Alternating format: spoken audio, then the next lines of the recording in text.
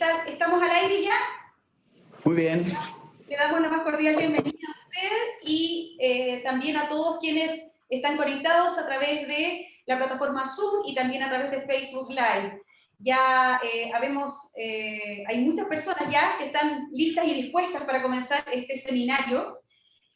Y bueno, a nombre de la Academia Nacional de Estudios Políticos y Estratégicos, les damos la más cordial bienvenida a nuestro ciclo de seminarios de la ANEP 2020. Y hoy queremos iniciar la primera de 4 sesiones de una reflexión sumamente necesaria respecto de cómo enfrentará nuestro país y en general la región desde una perspectiva estratégica los desafíos de la política exterior post-pandemia, principalmente con nuestros países limítrofes, Argentina, Bolivia y Perú, por lo que creemos de vital importancia analizar estos temas. Antes de comenzar les comento que durante la exposición los micrófonos de quienes están conectados por plataforma Zoom y también las cámaras van a estar apagadas. No obstante, como les dije anteriormente, tienen la posibilidad de realizar preguntas a través del icono preguntas y respuestas que está en la parte inferior de la pantalla, y a quienes están conectados por Facebook Live, a través de los comentarios.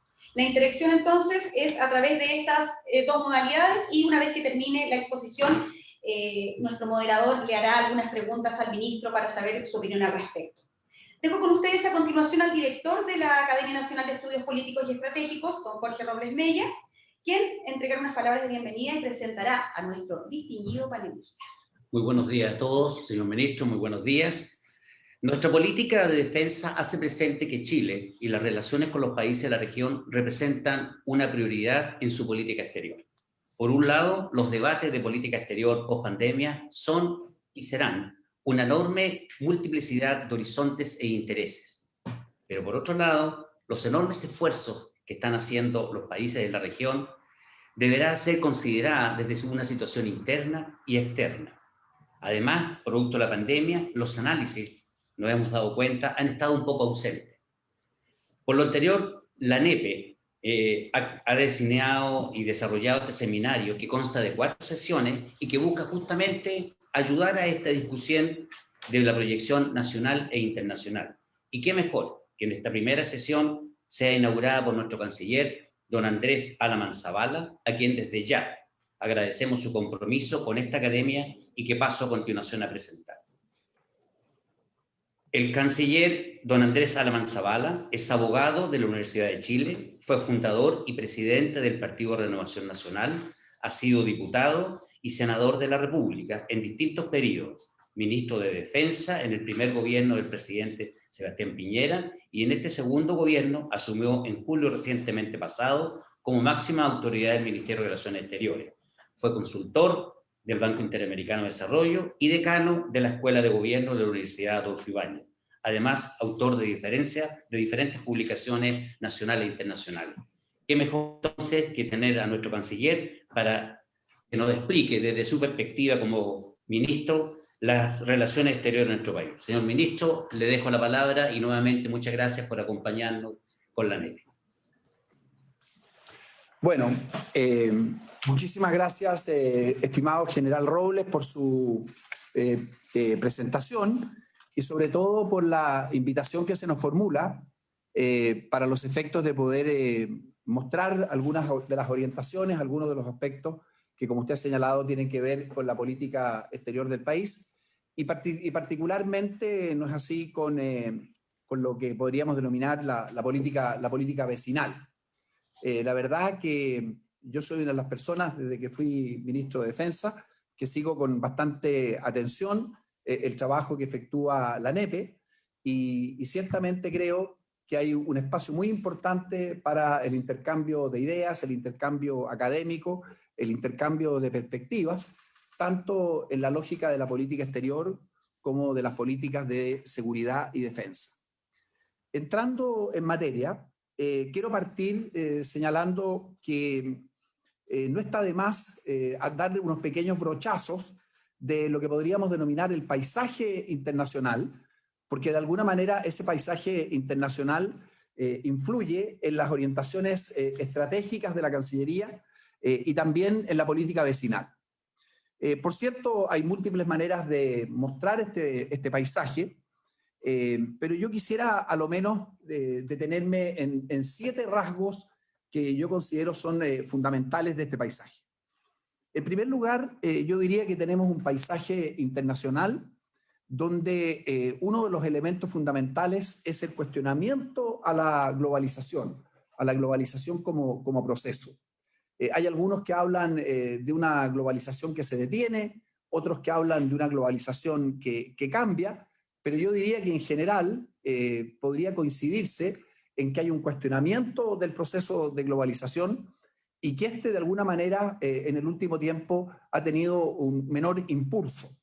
Aquí el dato duro es que en los últimos tiempos el comercio internacional está creciendo menos que el producto mundial y en consecuencia ese es un dato significativo.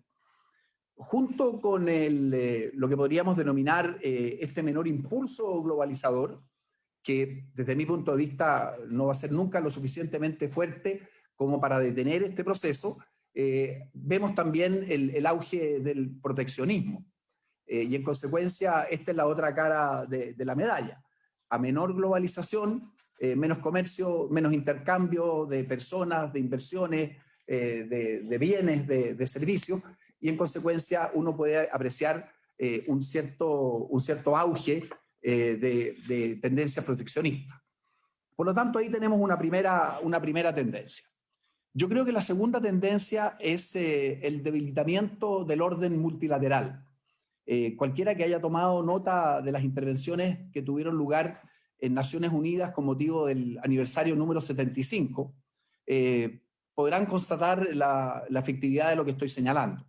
Creo que todas las expresiones, partiendo por las del secretario general, por la mayoría de los primeros ministros o presidentes de los países, apuntaron a que el orden multilateral tiene que ser reforzado. Las instituciones de este orden multilateral surgidas después de la Segunda Guerra están siendo objeto de crítica y existe un espíritu general de remozamiento de estas instituciones. Por ejemplo, esto es particularmente interesante en el caso de la OMC. Hoy día hay un proceso electoral para reemplazar a las autoridades de la OMC y todos los candidatos que vienen de distintas partes del mundo plantean la necesidad de un ayornamiento o un remozamiento de la Organización Mundial de Comercio, y yo creo que eso está particularmente vigente para el resto de las instituciones que conforman este orden multilateral. Hay algunas materias, estoy pensando específicamente, por ejemplo, en el ajuste o en un nuevo Consejo de Seguridad de Naciones Unidas, que están ya hace muchos años arriba de la mesa, pero que no tienen avance. De manera que ahí tenemos una segunda tendencia. Yo creo que la tercera tendencia es la denominada guerra comercial entre Estados Unidos y China. Algunos hablan de una nueva guerra fría. Yo creo que la analogía, más allá de que puede ser fácil en las palabras, no es muy precisa. Entre otras cosas porque en la Guerra Fría, a diferencia de lo que ocurre ahora, la Unión Soviética nunca fue un poderío económico, nunca fue una potencia económica propiamente tal. Y en segundo lugar, a diferencia de lo que ocurre hoy día, la Unión Soviética tuvo una imbricación, una conexión, un intercambio con los Estados Unidos muy bajo, contrariamente a lo que existe hoy día, en que efectivamente la economía norteamericana y la economía china funcionan con un grado de conexión bastante alto. ¿Qué decir respecto de esto? Un solo plumazo en materia económica. Creo que a Chile tiene que estar particularmente atento a los fenómenos de desacople de la economía norteamericana y china y a su consecuencia inmediata, que son los fenómenos de relocalización. El offshoring y el nearshoring, el reshoring, que en definitiva es precisamente la consecuencia de ese desacople. Entonces, atención en el caso nuestro precisamente con esos dos fenómenos. Y algo que debiera interesar, o por lo menos que la ANEP debiera seguir, es evidente que la controversia entre Estados Unidos y China va mucho más allá de lo comercial. Estamos hablando de una controversia tecnológica, estamos hablando de una controversia geopolítica, estamos hablando de una controversia diplomática, esto de la diplomacia del lobo guerrero muestra a una China que quiere asentar con fuerza sus pies en el escenario internacional. Y también ahí hay otra diferencia con la Guerra Fría. En el caso de la Guerra Fría, el instrumento, por así decirlo, del rival de los Estados Unidos era la ideología, y hoy día el instrumento del nuevo rival de Estados Unidos es la economía, lo que genera, por supuesto, un cuadro muy distinto. Lo que quiero señalar es que hay que estar preparados para que esta controversia se mantenga en el tiempo. Vamos a ver hasta dónde escala, vamos a ver qué ramificaciones tiene, pero lo que uno podría pensar desde ya es que no va a ser de fácil solución, va a permanecer en el tiempo y va a tener expresiones más allá de lo propiamente comercial. Después tenemos una cuarta tendencia, que es el impacto del cambio climático y particularmente de la agenda ambiental como un rasgo muy significativo del paisaje internacional. Y creo que en ese sentido Chile tiene que estar muy tranquilo en términos de que tiene una agenda muy contundente en materia de cambio climático y en general en lo que dice relación con los temas de medio ambiente. Después uno podría pensar como quinta tendencia en la aceleración del cambio tecnológico que cruza las sociedades puertas adentro y puertas afuera y que va generando distintos tipos de conflictos, distintos tipos de alianzas, distintos tipos de conexiones en el paisaje internacional. Y uno podría agregar en sexto lugar el auge, no es así, del Indo-Pacífico. Fíjese que yo quería traer aquí a colación, y creo que puede ser bastante interesante, estoy haciendo una traducción libre, pero de la siguiente frase de un canciller, de un ministro de Relaciones Exteriores. Dice: nuestra prosperidad y nuestra influencia geopolítica en las próximas décadas va a depender del trabajo conjunto que hagamos con los países de la región Indo-Pacífica.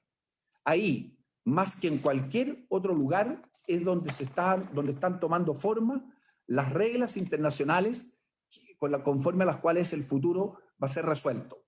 Nosotros queremos participar en la formación de ese orden que debe estar basado en reglas y en la cooperación internacional y no en la ley del más fuerte.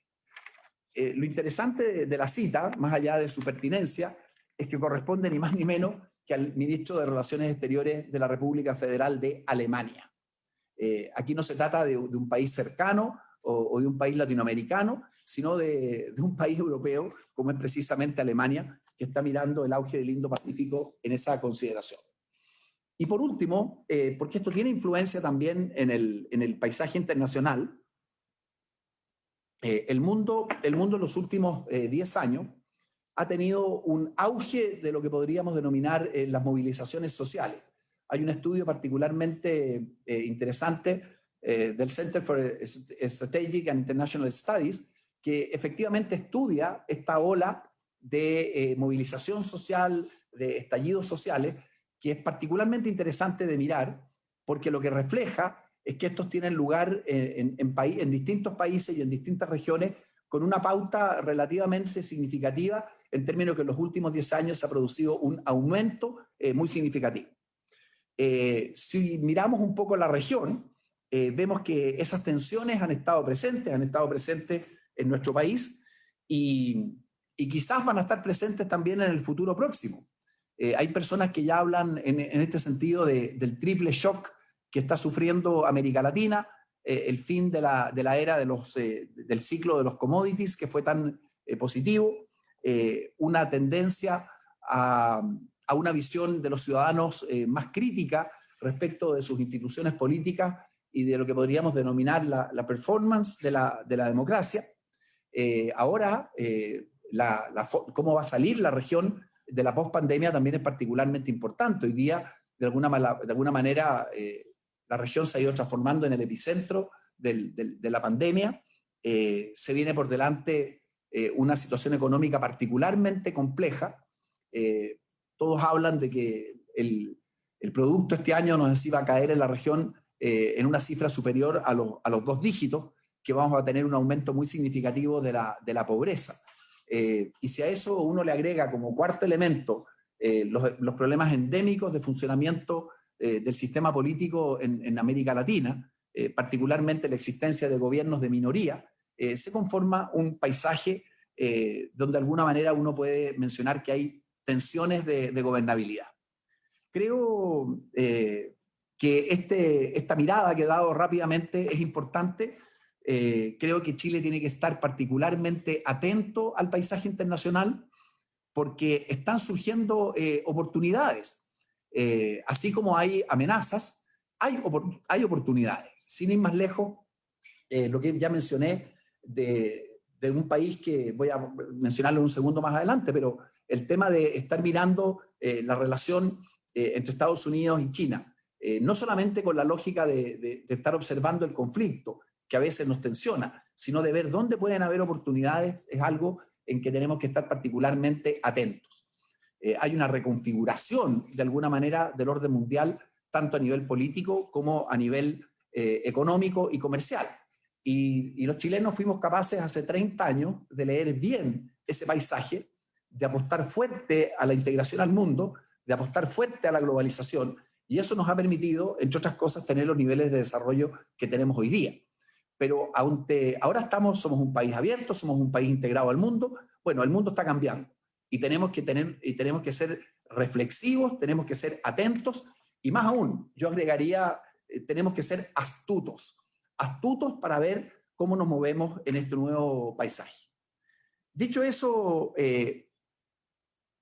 paso rápidamente a las orientaciones que podríamos denominar contingentes, ¿no es así?, de la política exterior. También yo las he definido en siete categorías o en siete numerales, ¿no? Bueno, primero, por cierto, la política exterior tiene que estar muy activa en todo lo que dice relación con el acceso, ojalá prioritario y en todo caso oportuno y en términos económicamente razonables a la vacuna que va a ser necesaria para finalmente dejar atrás la pandemia. En ese sentido, la Cancillería le ha correspondido un rol extraordinariamente activo en las distintas negociaciones, algunas cuales ya se han hecho públicas, para que el país pueda tener ese acceso en la forma que lo estoy señalando. Ojalá preferente, prioritario, oportuno y desde el punto de vista de los valores envueltos, razonable. Ciertamente este es un campo en que no corresponde realizar economía alguna y por el contrario hay que hacer el esfuerzo máximo para que nuestra gente y particularmente los sectores más vulnerables puedan tener ese acceso a la vacuna lo antes posible. Después, una política exterior orientada a contribuir a la recuperación económica y eso significa poner el foco. Donde están estas oportunidades y donde realmente podemos avanzar. Y yo ya he señalado que vamos a tener ese foco, llamémoslo comercial, en lo que yo llamo los tres gigantes, fundamentalmente, ¿no es así? India, Indonesia, en este orden, India, Brasil, Indonesia. Voy a decir simplemente que ya me referí velozmente al tema del Indo-Pacífico, pero yo quiero decir que la India puede ser la China de hace 20 años atrás. Es decir, tenemos una posibilidad de crecimiento, de integración, de aumento del comercio con la India, un país que tiene, entre paréntesis, una población cercana a la China y que dentro de pocos años la va a superar, y en el cual tenemos todavía un comercio muy incipiente. Brasil es el gigante de la región, es el primer destino de nuestras inversiones, tenemos una balanza comercial fuerte y es un país fundamentalmente estratégico en la región, un socio y un país que tiene lazos con Chile muy logrados, pero tenemos que ir más al frente, ¿no? El mercado brasileño, no sé, una de las 10 primeras economías del mundo, más de 200 millones de habitantes, puede ser particularmente atractivo para las empresas chilenas, y Brasil es, entre paréntesis, el país que tiene el número 1 en términos de destino de nuestras inversiones. Y en consecuencia vamos a tener esa tensión. Indonesia es un país que también tiene una gigantesca población y donde también podemos avanzar incluyendo Indonesia también en el ASEAN, que son también un conjunto de países con los cuales debiéramos aproximar. Obviamente no me estoy olvidando de la China ni de Estados Unidos. Con China este año vamos a cumplir 50 años de relaciones diplomáticas. China es hoy día nuestro primer socio comercial y por tanto requiere también una atención preferente, así como cerrar el acuerdo de asociación con la Unión Europea. Este es un acuerdo que uno podría decir de update y de upgrade, es decir, no solamente de actualización, sino de mejoramiento de las condiciones. Y la verdad es que somos optimistas. Pensamos que en lo que queda de este gobierno debiéramos cerrar ese acuerdo con la Unión Europea. Ojalá tener un tratado de libre comercio con la India, avanzar con Brasil y avanzar con Indonesia. Pero eso nos da una perspectiva significativa en términos de un combustible para la recuperación económica. Después, ya mencioné, impulsar la agenda ambiental. Chile tiene un liderazgo muy marcado y tiene que ver con aspectos permanentes y uno de los rasgos salientes de lo que tiene que ser la política exterior de Chile. La protección, por ejemplo, de la Antártica va a ser cada vez un tema a nivel internacional más importante. El tema de la protección de los océanos, que seamos un país donde el 40% del territorio marítimo ya es área marina protegida, donde estamos impulsando también áreas marinas protegidas, incluso en la Antártica. Estamos pensando en avanzar hacia el 30-30, que es que el 30% de los océanos esté protegido lo antes que se pueda. En fin, lo que se está haciendo en energías renovables, nuestras contribuciones determinadas para los efectos de combatir el cambio, o sea, para poder avanzar hacia la carbono neutralidad. Todo eso constituye una prioridad permanente de la política exterior, donde están pasando muchas cosas y tenemos que estar presentes. Después, yo he señalado que necesitamos tener una política regional fuerte. Eso tiene que ver con la participación que Chile, culminan a fines de año, tanto en Prosur como en la Alianza del Pacífico.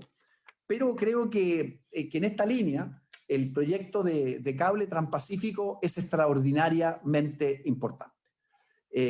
Aquí este es un proyecto, uno ya simplemente pensando, mirando un mapa y viendo las interconexiones que existen, se da cuenta inmediatamente que hay una interconexión faltante entre América del Sur y el Asia. Y este proyecto de alta tecnología, se trata de un proyecto de más de 12.000 kilómetros de extensión, con un costo muy significativo.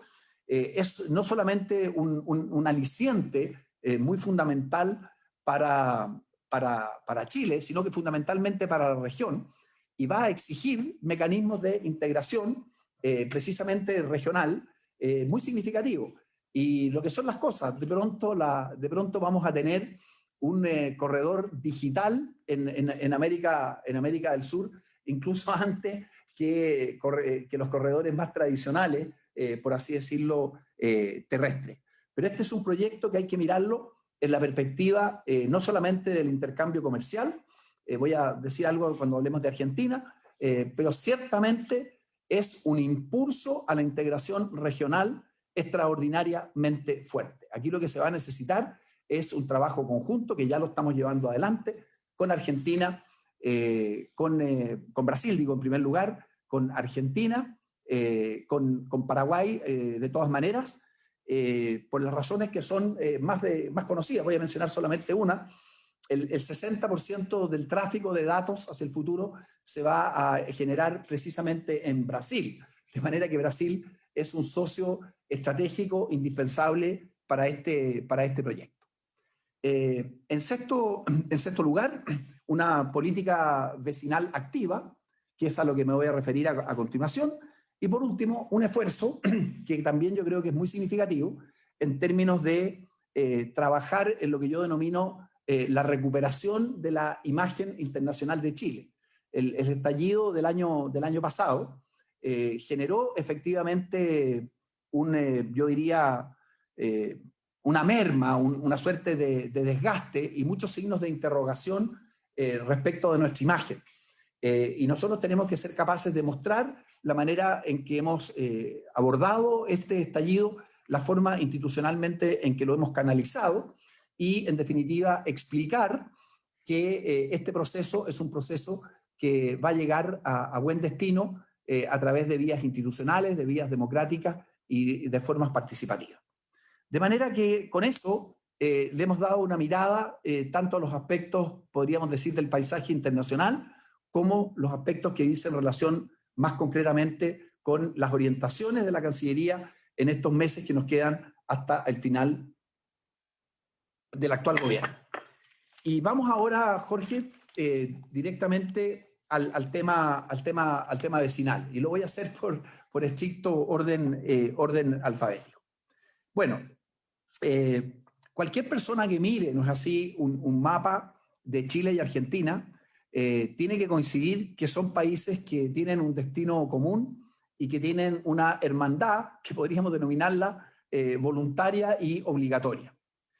Yo pienso que ambos países deben seguir cultivando una alianza estratégica, llevándola más allá de lo bilateral. Y hay un documento particularmente interesante, porque lo vamos a empezar a replicar con otras naciones amigas, que tuvo lugar en los últimos años, y ese documento es el resultado del denominado Foro Estratégico Chile-Argentina.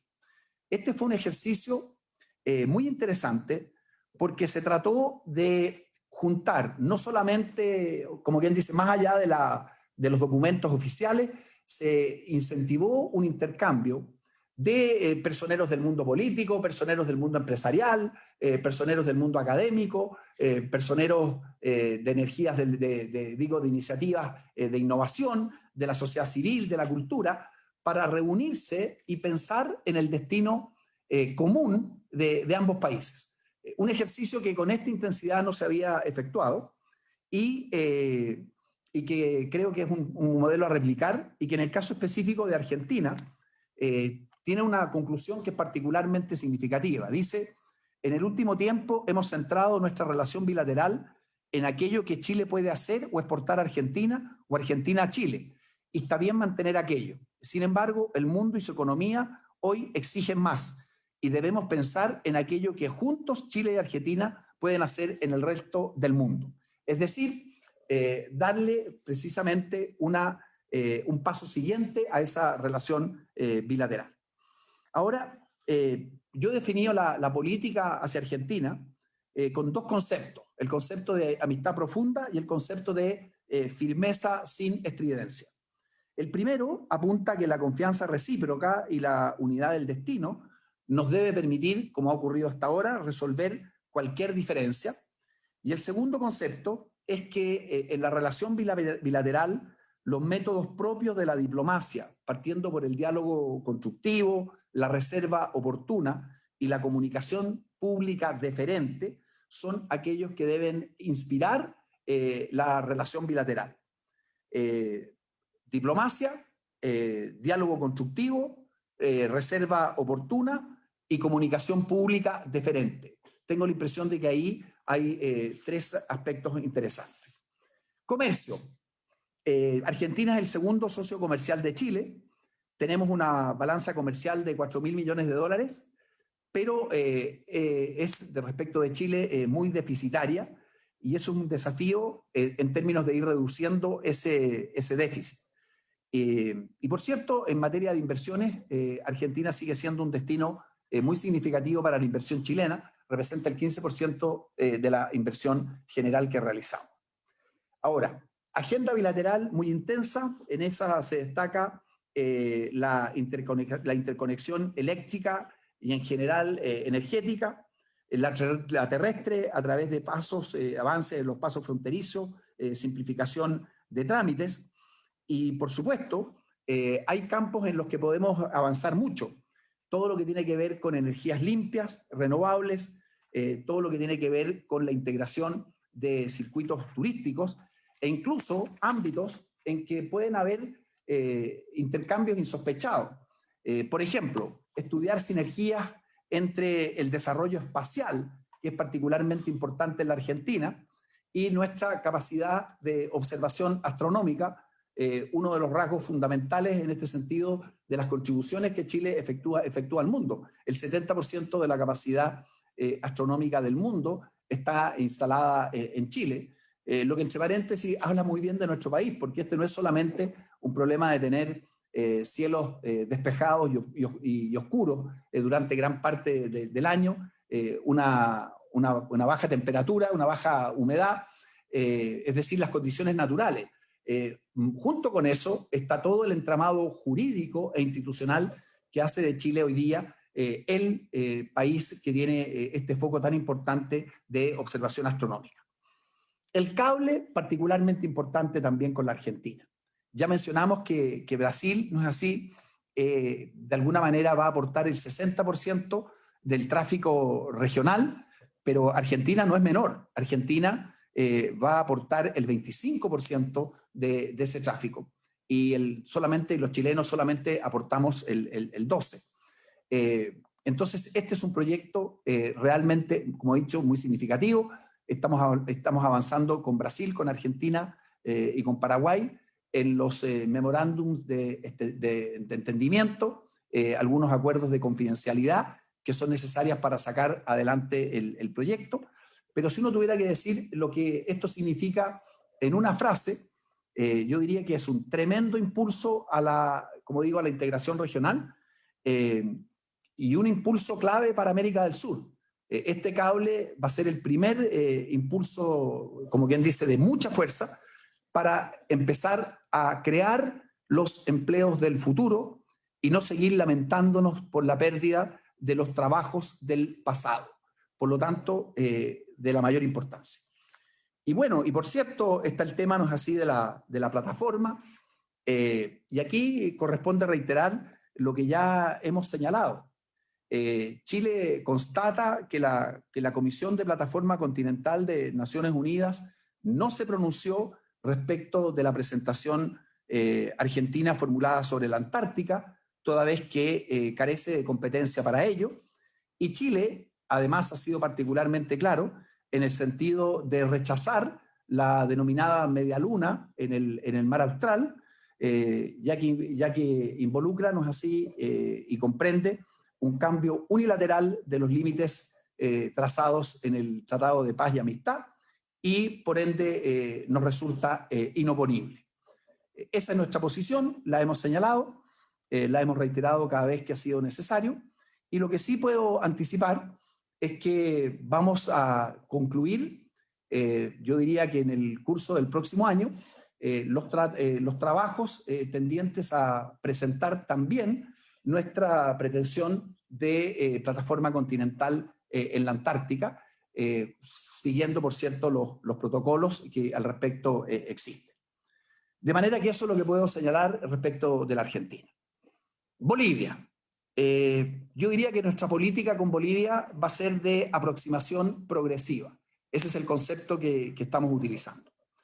Un paso adelante de la llamada integración silenciosa a la que hace referencia el documento de la Política Exterior de Chile 2030, que en definitiva fue publicada durante el gobierno anterior. ¿Qué puedo decir a este respecto? Compartir con ustedes que Chile viene trabajando a partir de la instrucción del presidente Piñera y del trabajo del canciller Teodoro Rivera, en una visión que ha sido plasmada en un documento base al estilo de los white papers, para darle cuerpo a esta política de aproximación progresiva, ya que obviamente se trata que sea una política de Estado. A este respecto y en relación a esta política hemos consultado a los ex cancilleres, hemos consultado al Consejo Asesor de Política Exterior, organismo que establece la ley de la Cancillería, y hemos también pedido aportes a las comisiones de relaciones internacionales tanto de la Cámara como del Senado. Y ciertamente aprovecho esta oportunidad para formular idéntica invitación a la NEPE. Es decir, aportes en términos de cómo imaginar y cómo ir avanzando y cómo ir dibujando una política exterior hacia Bolivia. ¿Qué es lo que ha trascendido de este documento base? la idea de avanzar de lo que se denomina una sociedad geográfica, es decir, la que impone la vecindad y la necesidad de resolver problemas concretos como temas de tránsito, funcionamiento de puertos, etcétera, a una sociedad colaborativa, la que emerge de la voluntad de los países de avanzar hacia instancias de cooperación y trabajo conjunto en áreas de interés común. De manera que en esta conceptualización pasamos de integración silenciosa a aproximación progresiva y pasamos de o queremos pasar de una sociedad geográfica donde la cooperación es casi un imperativo a una sociedad colaborativa donde la cooperación responde a la intención de las partes.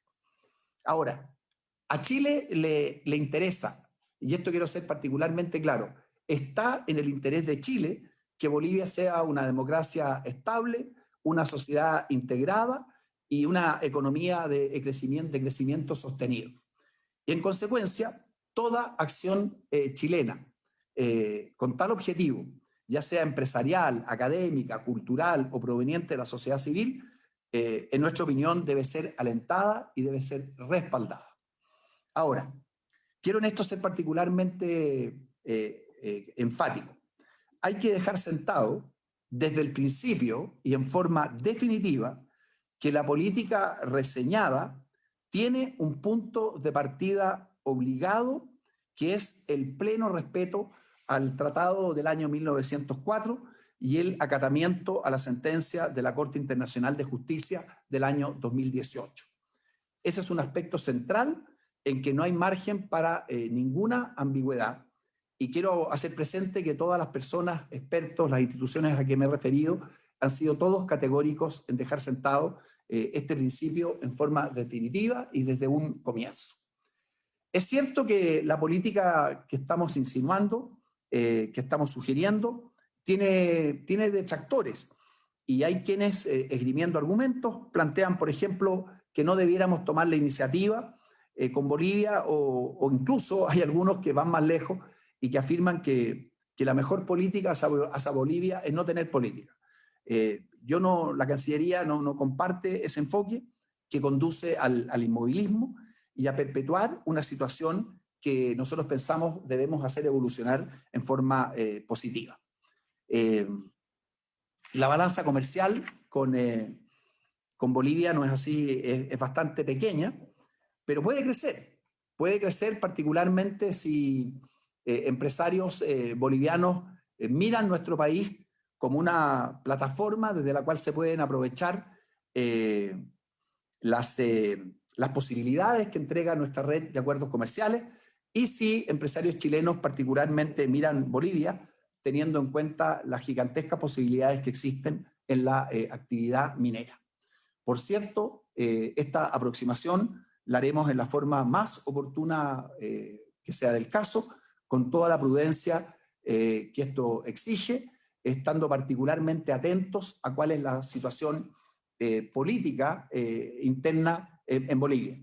Pero nuestra idea es avanzar en esta aproximación progresiva y esperamos hacerlo fundamentalmente a contar del próximo año. Y para terminar, Perú. Aquí la política va a ser densificar las relaciones. Perú y Chile han dejado atrás etapas de desencuentro, tienen una gran convergencia en la Alianza del Pacífico, en Prosur, en el Grupo de Lima. Estamos impulsando el ingreso peruano a la OCDE y en consecuencia tenemos una relación en este aspecto, en este ámbito internacional que es significativa. Perú ha sido un socio muy leal y un impulsor muy fuerte de la Alianza para el Pacífico, que ya tiene su tiempo, ha avanzado, se ha ido consolidando. Nos gustaría que hacia el fin de este periodo pudiera ingresar Ecuador a la Alianza del Pacífico. Ahí lo que está pendiente es una negociación entre Ecuador y México en materia de comercio, pero la Alianza del Pacífico obviamente que tiene que tener a Ecuador como uno de sus integrantes. De manera que yo diría que en este ámbito que estamos señalando, la relación con el Perú va por buen camino. Pero también, si uno mira la relación chileno-peruana, advierte que es una relación que puede ser más densa, más profunda y de mayor alcance. Y por eso que la política es esta de densificar las relaciones.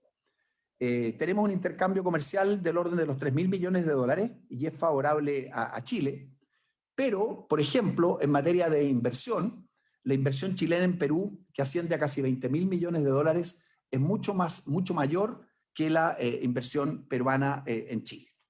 Pero hay que avanzar ahí y hay que avanzar en otros ámbitos. Por ejemplo, la conexión política y parlamentaria es objetivamente muy baja. Doy un solo dato que es lo suficientemente elocuente.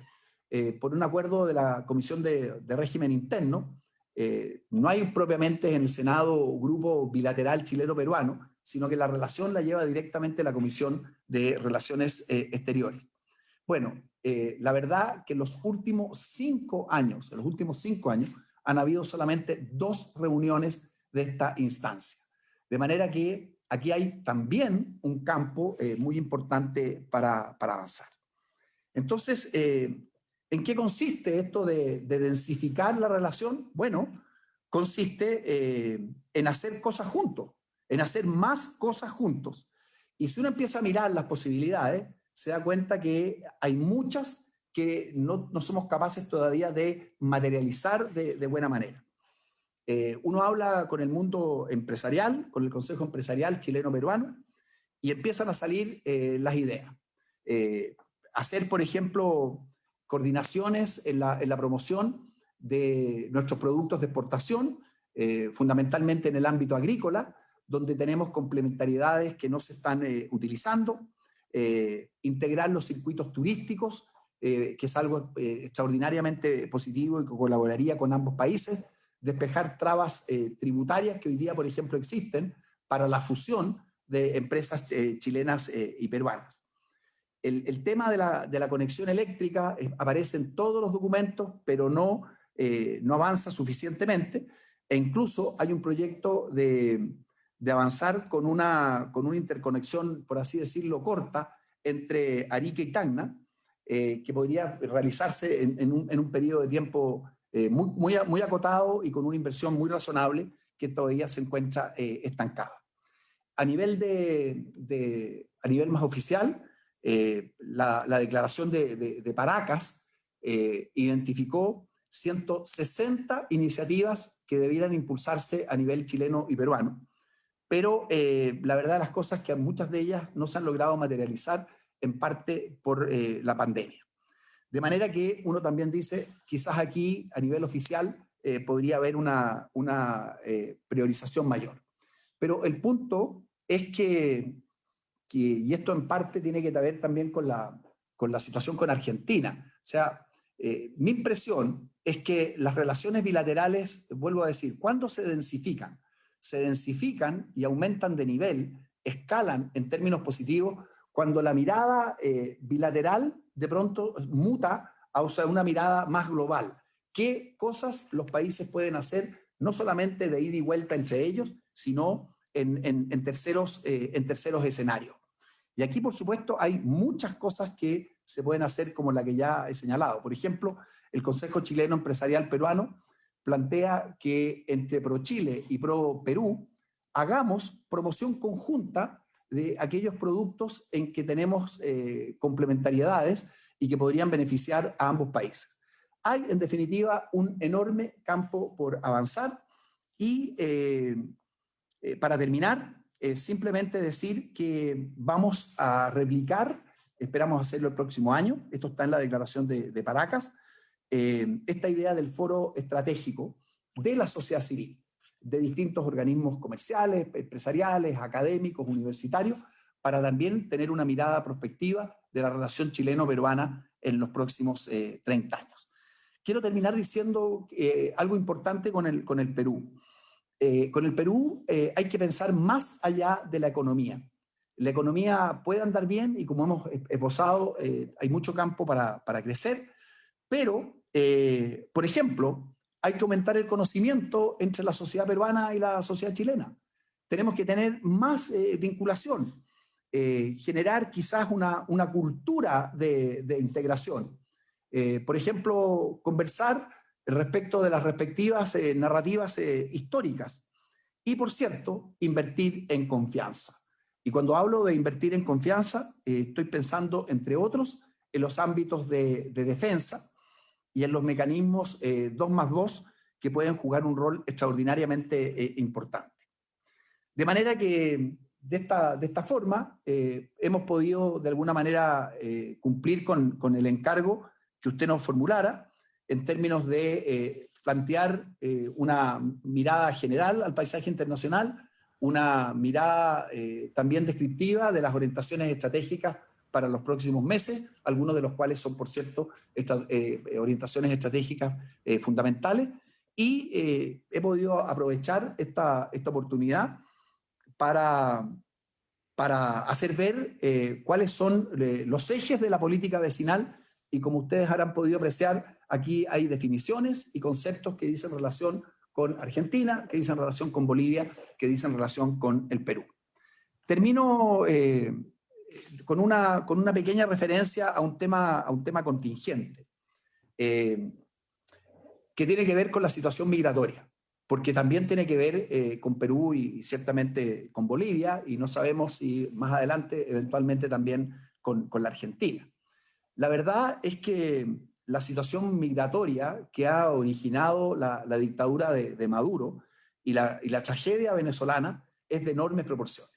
Hay 5 millones de venezolanos que han abandonado su país, hay 500.000 de ellos que ya se encuentran asentados en Chile, y la cifra todavía estimada de venezolanos en Perú es incluso superior a aquella que existe en Chile. Entonces, el país objetivamente puede enfrentar la amenaza de una oleada de migración irregular, y para enfrentarla, eso supone una acción conjunta con el Perú y con Bolivia. Por cierto, frente a esa amenaza, hay que tomar decisiones puertas adentro, y algunas ya se están tomando en el caso de Chile de buena manera. Por ejemplo, dejando claro que la respuesta al ingreso clandestino, que hoy es un delito, será la expulsión, para lo cual se necesitan, por cierto, cambios legales y, sobre todo, terminar con incentivos equivocados, como el que se originó en la propuesta de algunos sectores parlamentarios para regularizar los ingresos clandestinos. Nosotros desde la Cancillería estamos siguiendo con mucha atención el debate que hoy tiene lugar, que ayer y que hoy tiene lugar en el Senado, y esperamos que esta nueva ley de migraciones avance en todos los aspectos en que tiene sus objetivos, incluido precisamente el que estamos conversando. Ahora, la migración irregular tiene que ser abordada con la cooperación estrecha de Perú y Bolivia. Estamos trabajando coordinadamente con el Perú, y esperamos hacer exactamente lo mismo con Bolivia, porque el control de la frontera, el intercambio de información y algo particularmente significativo, la desarticulación de grupos organizados y de bandas delictuales que facilitan el ingreso clandestino a Chile, requiere de una acción conjunta con ambos países. Tenemos una buena perspectiva en tal sentido, y nos parece que el tema migratorio, así como la respuesta a la pandemia, es una instancia significativa para el trabajo conjunto, y que, bien manejado, puede ser un impulso a la buena relación entre Chile, Perú y Bolivia. Ministro, muchas gracias por su presentación, especialmente por la gran cantidad de temas que tocó en el tiempo. Le puedo decir que tenemos mucha gente conectada en diferentes plataformas. Nos ha llegado una cantidad demasiado grande de preguntas. En el intertanto de su presentación hemos ido acotando a objeto de poder aprovechar el máximo del poco tiempo que nos queda. Y la mejor forma de poder hacer las preguntas, les dejo con usted al Centro de Vinculación con el Medio Granete, Cristian Pino, que ha estado trabajando en poder agruparlas por área las preguntas, señor ministro. Cristian. Yo entre paréntesis, estimado director, estimado Jorge, tengo un buen espacio de tiempo dedicado a las preguntas, así que no tenemos que correr. Por lo menos tenemos, no sé, una media hora para poder absorber el máximo de las preguntas y poder tener la mayor conversación. Y yo le he dado mucha importancia a esta conversación. Como le digo, ha servido para dejar sentadas nuestras orientaciones, la mirada que tenemos sobre el paisaje y bueno, las definiciones de política general respecto del tema vecinal. Así que estoy a disposición de ustedes. Gracias. Muchas gracias, general. Buena noticia, canciller, la que usted nos dice que tiene por lo menos media hora, porque, bueno, usted nos vio aquí trabajando en los computadores, a mí como periodista me encargaron la tarea de agrupar la gran cantidad de preguntas que hay. Le cuento que hay visualización de embajadores en este momento también de Chile en el extranjero. Y lo cierto, canciller, es que las relaciones internacionales están generando bastante interés, lo demuestra, cierto, la asistencia, en este caso virtual, que tenemos, una de las mayores desde que comenzamos a hacer estas conferencias. Le cuento que tenemos agrupado alguna serie de preguntas sobre, usted lo mencionaba al final, la situación migratoria, la situación antártica, los mapas de países limítrofes, acuerdos internacionales, así que comenzamos con la primera pregunta, canciller Alamán. Usted lo mencionaba en torno al debate que se ha centrado, cierto, en dos grandes tendencias, al saber, el internacionalismo y el aislacionismo. Al respecto, y conociendo la tradición chilena, que se orienta más, cierto, al internacionalismo, la pregunta es, ¿cuál cree usted que es el rol que tiene que tener nuestro país para liderar la restauración de los procesos de cooperación que habrá en la región? ¿Cuál es el rol de Chile? Si quiere tomo dos o tres preguntas y las contesto todas para que podamos tener la mayor cantidad, ¿no? ¿Sí les parece? Perfecto, yo las tengo anotadas, así que no hay ningún problema. La segunda pregunta, nos han realizado varias preguntas, pero la idea, cierto, es agruparlas y en esa tarea, cierto, hemos estado trabajando. La segunda pregunta, ministro, es ante la necesidad de posicionar a Chile a un nivel internacional con reglas claras, asociarnos con países que tengan valores democráticos similares a los nuestros. ¿En qué estado hoy se encuentra la negociación en el Congreso respecto al TPP-11?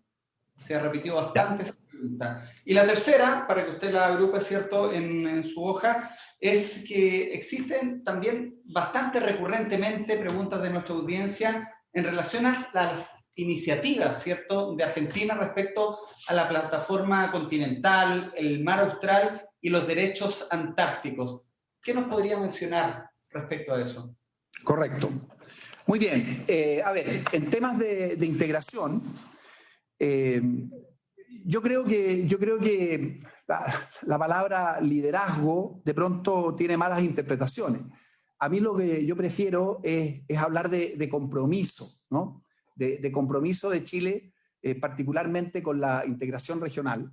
Y creo que en ese sentido el liderazgo del país, porque ahí sí que sirve la palabra, ha funcionado. Prosur en gran medida es una iniciativa chilena. Nosotros tenemos la presidencia pro tempore hasta el mes de diciembre y se ha efectuado un trabajo muy significativo que va a tener, por ejemplo, frutos en términos de la respuesta conjunta a la pandemia. De manera que impulsar Prosur refleja ese compromiso. Ya hemos hablado rápidamente de la Alianza del Pacífico, que también tiene Chile un compromiso importante. Y ahí, por supuesto, está también una posible conexión con Argentina, porque la convergencia entre la Alianza del Pacífico y el Mercosur es también un aspecto que hay que estar permanentemente cautelando. Tenemos participación activa también en el grupo de Lima. Estamos atentos a lo que ocurre con el grupo de contacto, porque una de nuestras prioridades de la política exterior es precisamente contribuir al restablecimiento de la democracia en Venezuela. Y bueno, y esta iniciativa del cable transpacífico, como ya hemos visto, es un proyecto que va a traer, como quien dice, como externalidad positiva, diría algún economista, un impulso necesario a la integración en todos los sentidos. Yo diría que desde el punto de vista práctico, lo más significativo que ha pasado en la región en muchos años, y va a exigir un trabajo conjunto, como ya se está realizando, en los países que tienen la obligación de sacar adelante el proyecto, que son a los que hemos mencionado. De manera que Chile va a seguir jugando un rol importante en términos de la integración de la región. El tema de los like-minded countries. Bueno, efectivamente nosotros nos gusta pensarnos así en esas posibilidades. Nos gustaría que pasáramos de like-minded countries en la región a like-acting countries, es decir, que las coincidencias no solamente fueran en el plano conceptual, sino que pudiéramos hacer cosas conjuntas. Y en ese sentido, creo que el aterrizaje del cable, precisamente pasando por Nueva Zelanda y Australia, apunta en esa dirección. El TPP-11 lo vamos a impulsar. Fue un proyecto emblemático del gobierno de la presidenta Bachelet. El ex canciller Muñoz tuvo un rol fundamental. En un minuto el proyecto aparecía como sin destino y el proyecto se rearmó fundamentalmente por la iniciativa chilena. El proyecto ya está en el Senado y vamos a impulsarlo cuando las circunstancias políticas más contingentes nos generen una mejor ventana. En esto, a buen entendedor, pocas palabras, pero tenemos confianza en de que vamos a lograr sacar adelante este proyecto que es extraordinariamente importante. Aquí se han mezclado temas que tuvieron que ver con el estallido, que tienen que ver con distintas campañas políticas, muchas de ellas que se han hecho de desinformación respecto del verdadero contenido de este tratado. Y en consecuencia, cuando instemos a la votación del proyecto en el Senado, previamente vamos a intensificar nuestra campaña para mostrar cuáles son las ventajas que tiene el TPP para Chile, cuáles son las oportunidades que estamos perdiendo y también para desvirtuar aquellos argumentos, muchos de los cuales que simplemente son incorrectos, que los opositores a la iniciativa han levantado. Y en cuanto al tema, no es así, de Argentina, yo creo que ya me referí al respecto, ¿no? Nosotros hemos dicho con mucha claridad que simplemente, porque la presentación argentina, bueno, tiene distintos aspectos, puedo referirme un poco a eso. La presentación de plataforma aborda un espacio hacia el Uruguay, aborda el tema de Malvinas, aborda el tema de la Antártica y aborda esta media luna, ¿no es así?, en el mar Austral. En lo que a nosotros concierne directamente, creo que es muy importante dejar constancia de que la presentación, en lo que dice relación con la Antártica, no fue acogida por la Comisión de Plataforma Continental de Naciones Unidas, porque no tiene competencia para ello, simplemente se recepciona y de alguna manera queda ahí recepcionada. En cuanto a la pretensión en la denominada media luna, a través de notas diplomáticas que son de público conocimiento, nosotros hemos hecho ver lo que corresponde de manera categórica, firme, pero ajustándonos al principio, no es así, de firmeza, sin estridencia. Nosotros pensamos que en esa pretensión hay una modificación unilateral de los límites entre ambos países que proviene del Tratado de Paz de Amistad, y hemos dicho en forma categórica que rechazamos esa pretensión y hemos también señalado que nos resulta inoponible. Hacia adelante, tal como anticipé, yo espero que el próximo año podamos hacer, para los mismos efectos que he mencionado, nuestra presentación respecto del oeste de la península antártica. Las mediciones ya se han realizado y debiéramos el próximo año poder efectuar esa presentación. Aquí lo que hay que tener en cuenta es que el trabajo para hacer estas presentaciones es particularmente arduo, particularmente complejo. Durante años se trabaja en la recolección de datos, pero ese trabajo está concluido y estamos en condiciones, vuelvo a señalar, de afirmar que el próximo año vamos a hacer nuestra presentación respecto del oeste de la península. Aprovecho a hacer presente que lo que sí vamos a hacer en fecha muy próxima es efectuar nuestra presentación de plataforma continental en la provincia de Isla de Pascua, ¿no es así? Bueno, esa va a ser una presentación que ya está lista, la vamos a entregar a Naciones Unidas próximamente, y bueno, y van a ser buenas, no quiero anticiparlo mucho, pero van a ser muy buenas noticias para el país. En el caso específico de la pretensión, de la presentación que vamos a formular, las mediciones que realizamos son particularmente auspiciosas. Como ustedes saben, hay una plataforma legal que llega hasta las 200 millas y que coincide, ¿no es así?, con el bloque de agua de la zona económica exclusiva. Después hay una extensión hasta las 350 millas, pero en determinadas condiciones se puede ir incluso más lejos, que es precisamente lo que va a dar cuenta nuestra presentación respecto de Isla de Pascua. Va a ser una buena noticia. Aquí se ha hecho un trabajo muy serio, muy completo, muy exhaustivo, pero va a abrir un horizonte en términos de nuestra soberanía respecto de un territorio particularmente extendido, que tiene una enorme riqueza, tanto desde el punto de vista de la biodiversidad como de la riqueza propiamente tal. En consecuencia, esa va a ser una buena noticia para el país. Canciller, bueno, no siempre se tiene a un ministro que haya sido ministro de Relaciones Exteriores hoy día y además ministro de Defensa, y ahí se unen, ¿cierto?, los dos áreas de interés que tiene el área, pero nosotros somos el centro de estudios del Ministerio de Defensa y usted lo conoce bien, así que de hecho se adelantó, canciller, a una de las preguntas que le tenía sobre los planes o proyectos que tiene el Estado para potenciar Rapa Nui como base logística aérea y naval, así que usted ya respondió eso. Vamos con otras preguntas siempre vinculadas a las relaciones internacionales y la defensa también, que es nuestra área de expertise. Es recurrente esta pregunta, canciller, y usted de hecho ayer la respondía en una conferencia de prensa. Lo mencionó durante la exposición, pero sería bueno también que lo pudiera profundizar por la cantidad de preguntas que hay. Es una pregunta recurrente en torno a la relación de esta llegada imprevista de inmigrantes en torno a las fronteras norte y noreste. ¿Cuál es la visión del gobierno respecto a este proceso? Usted lo mencionaba, pero si lo pudiera profundizar. Y la otra pregunta que también es recurrente, se la hago de inmediato, en torno al acuerdo de Escazú, considerando la polémica en torno al desistimiento del país de ratificar la firma de este acuerdo internacional. Bueno, a ver, me hago cargo de los dos temas. Entre paréntesis,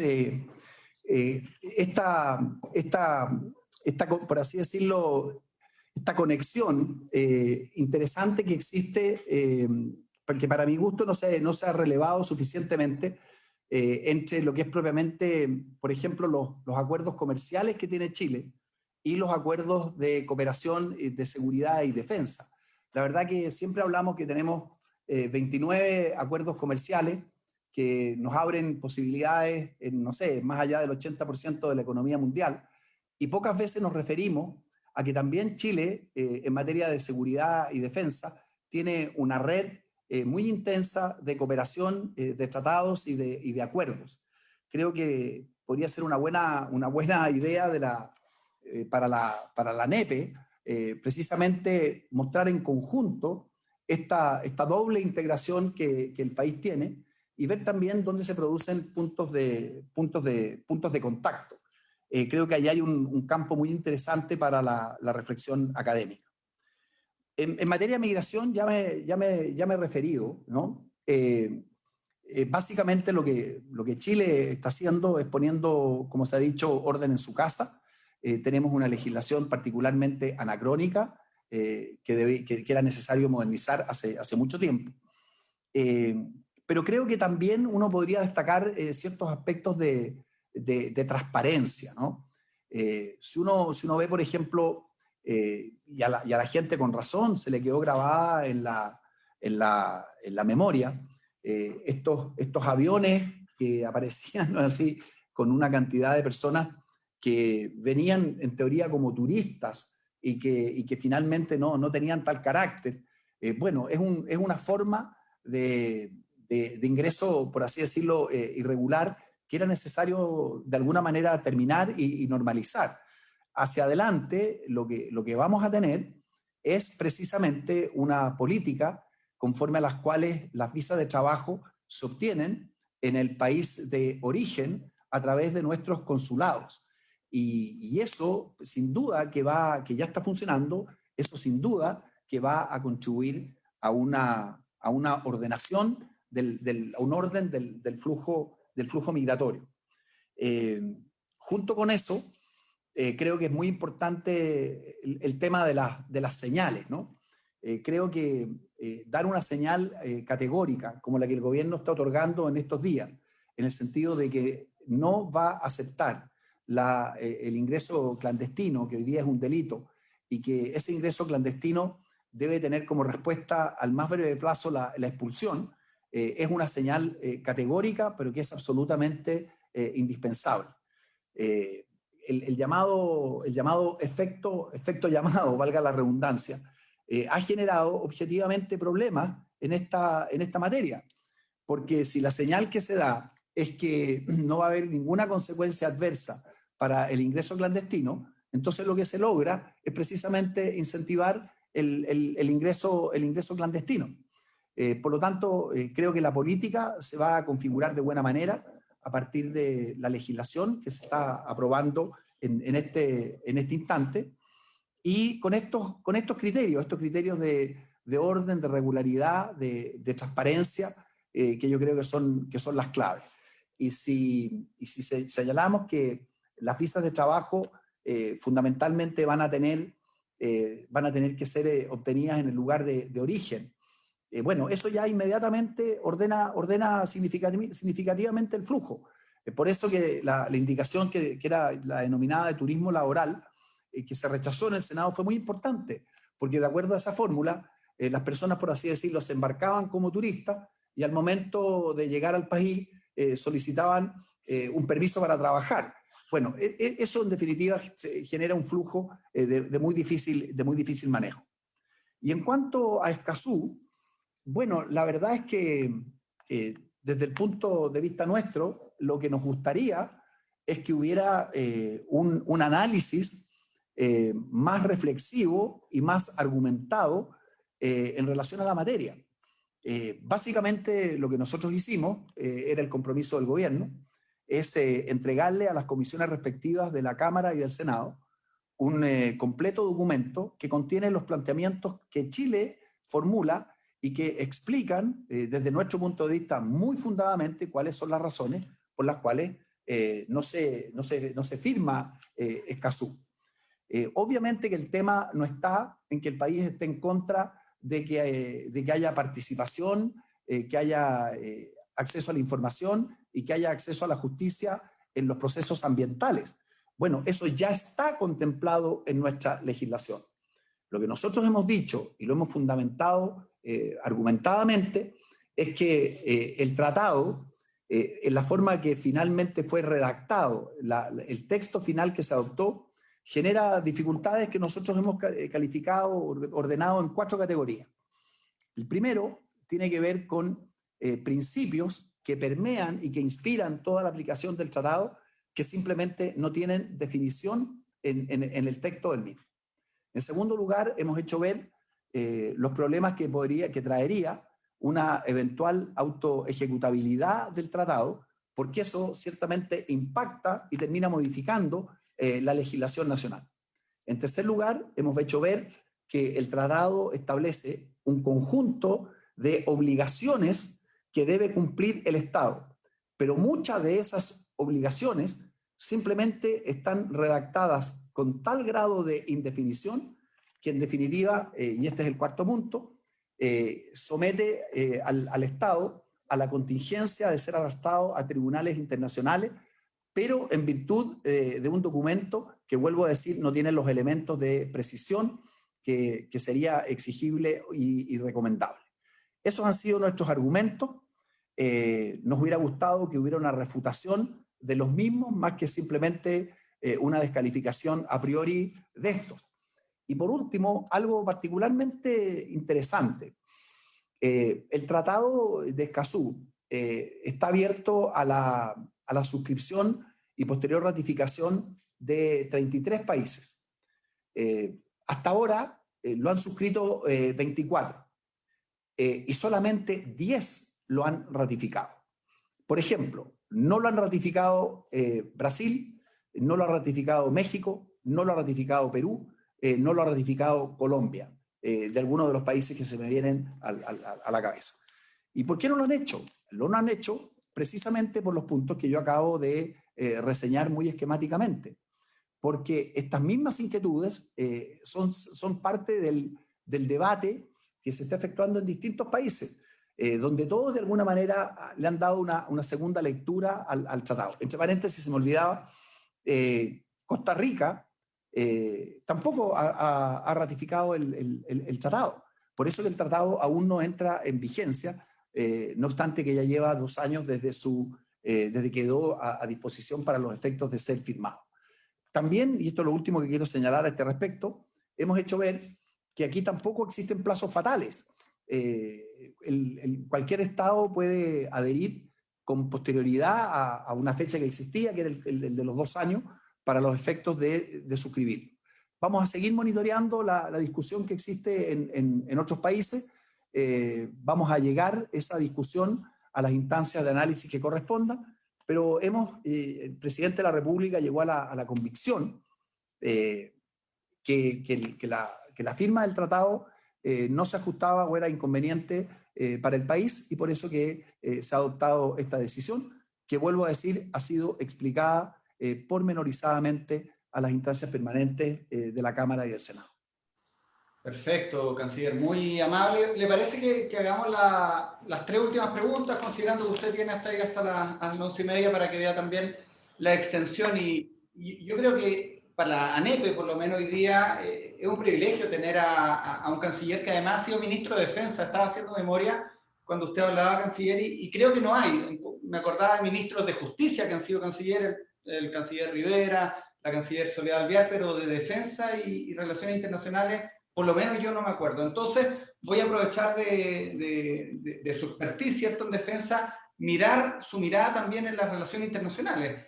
¿Cuál es su visión, senador Alamán, tanto tiempo, ministro Alamán, respecto a la participación de las Fuerzas Armadas en apoyo a las policías, a las fuerzas de seguridad y orden en el control de las fronteras? Esa es una pregunta también que se hace y me gustaría saber su opinión. La segunda pregunta que le queremos hacer en esta ronda final es: ¿por qué cree usted que en este periodo de pandemia no hemos diseñado en conjunto un proceso de cooperación sanitaria con algunas políticas comunes, por ejemplo, con Argentina o con los países limítrofes de la región?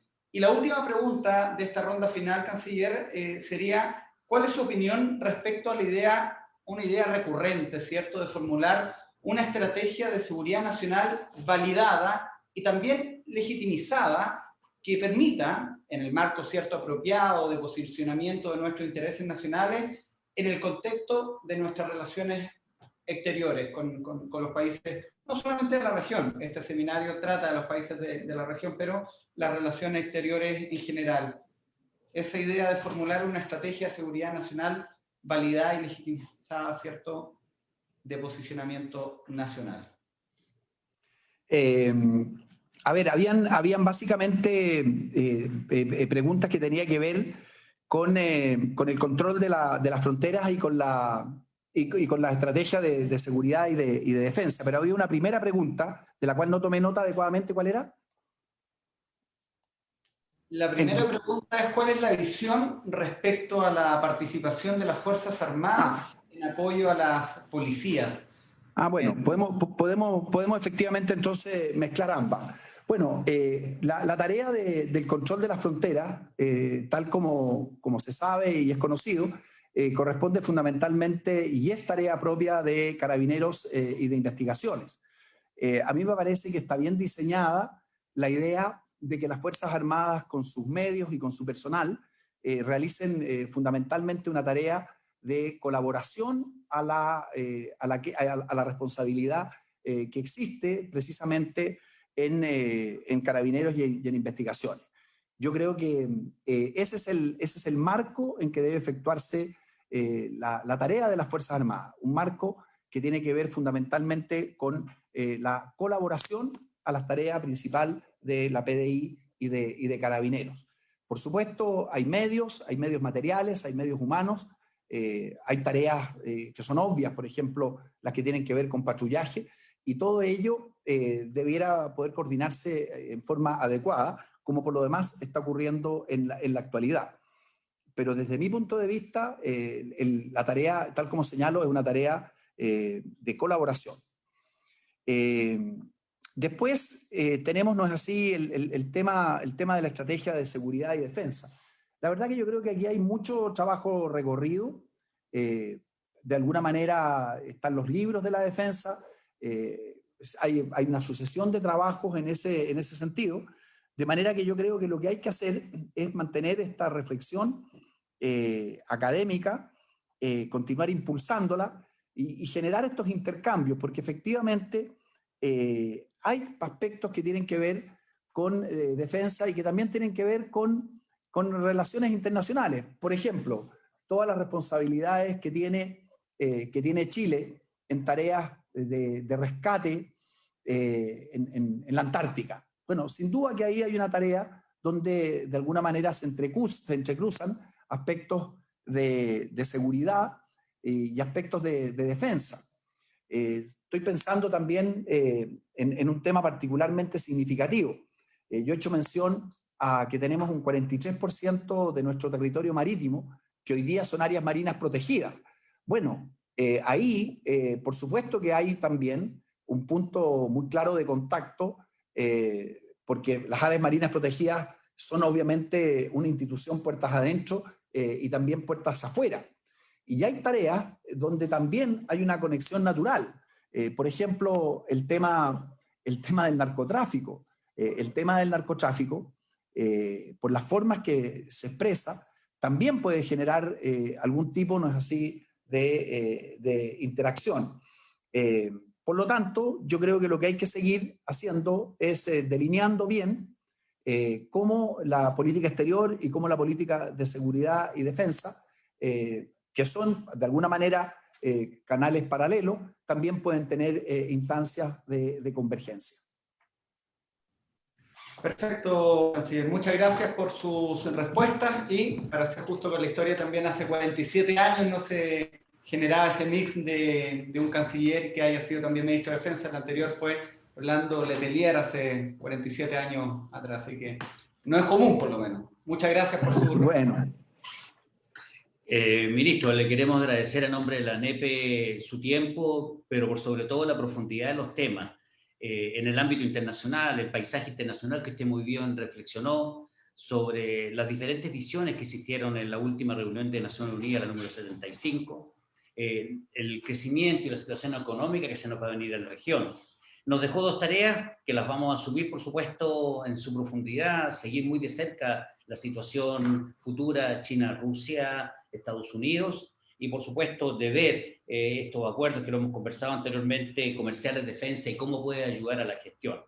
Estaremos muy atentos como país a lo que está sucediendo, pero también creo que nos dejó los mejores insumos para nuestra academia en los 3 seminarios que nos siguen, que son Argentina, Bolivia y Perú. El próximo justamente es el 21 de octubre, donde vamos a tener a la doctora Paz Milet del Instituto de Estudios Internacionales de Chile, al académico peruano, el doctor en Historia, don Ricardo Cuba, de la Universidad de los Andes, y al profesor de la ANEPE, don Jorge Gatica. Y nosotros como ANEPE, justamente, canciller, la idea de estos seminarios es poder profundizar temas de lo que usted nos dejó, reiterando nuestros agradecimientos en forma personal y a nombre de la ANEPE por su tiempo y porque usted haya podido participar en este primer seminario. Quedamos a su disposición y nos despedimos de todos los participantes en un gran número hasta la próxima sesión. Muchas gracias, canciller.